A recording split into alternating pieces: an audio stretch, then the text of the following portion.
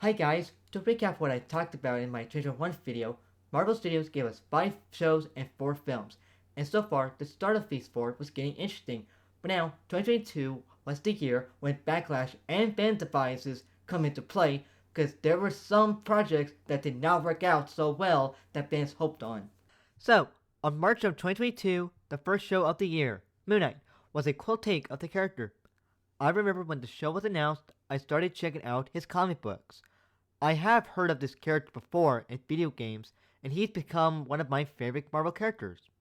But as for the show itself, the show did act like it was less connected to the MCU, and there is some problems I noticed as well, such as why did they not go for some of the cast from the comics instead of making original characters that might confuse new readers of who Moon Knight is. So far, the action was good, and the post-credit scene did tease a possible season 2, but that did not happen, and it is unknown if the character will ever show up again. Knowing Doctor Strange 2 was supposed to come out in 2021, along with WandaVision, the film would be pushed to 2022 in May, and the film was one of those anticipated movies that fans were excited about. But that's when everything went a little downhill when the movie came out. When Kevin said shows and movies would tie in, oh boy, did he really mean it. And I can see that this film not only should have stuck in the same year as WandaVision, but the slate was getting all over the place. Sure, Multiverse of Madness was okay film, but everyone was a little bit let down by some cameos. A lack of multiverse exploring, and Wanda was one of the characters that really made fans cross. For the fans who have saw WandaVision, they know why the character was that way.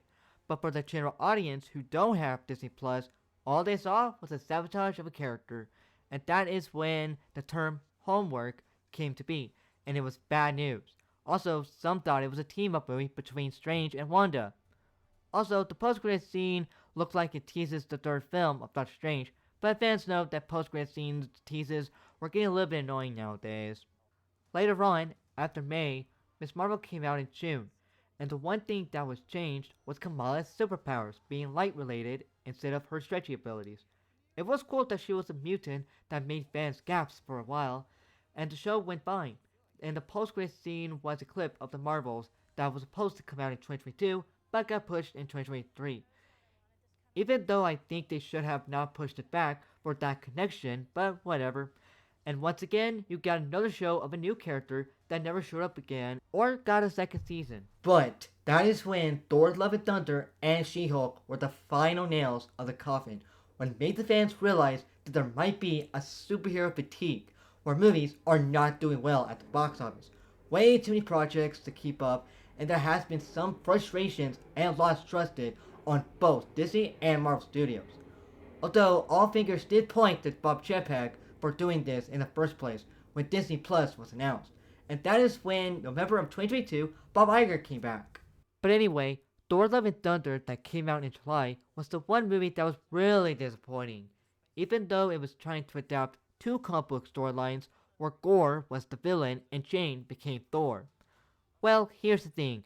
The comic book that had Gore was a time travel story where it involves Thor teaming up with his past and future self to stop him from different time periods, while Jane became Thor during a comic book run. Anyway, the movie was also had a very comedic tone with hardly serious moments. I mean, we're talking about a character who's been through heck after Endgame, and somehow he's having fun while his girlfriend's dying. Nothing wrong with comedy, but it really threw off the fans. Gore hardly killed people, but at least he had a redemption ending, unlike his comic counterpart. As for the She-Hulk that came out in August, oh boy, did it really destroy the MCU fandom. Knowing She-Hulk was a cool character, the show was trying to be a Law and Order show, but with comedy in it. And even worse, the Daredevil cameo was the one thing that made a lot of Netflix fans mad, and that caused so much confusion and continuity. And Bruce having a son all of a sudden came out of nowhere. And the show might be a very forgotten show for a while, and we all know She-Hulk won't probably appear again at all.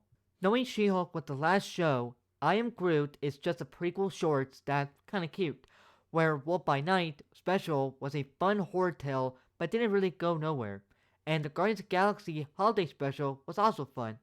But the last movie of the year was also the last movie of Phase 4, and that was Black Panther Wakanda Forever that came out in November. Now, knowing the loss of the main actor Chadwick Boseman really shifted the movie and the future of the MCU. They decided to make a sequel without recasting the character. So knowing the movie was fine and all, and very tribute to the actor, I don't understand why this film was the end of Phase 4 when it's not even an event movie.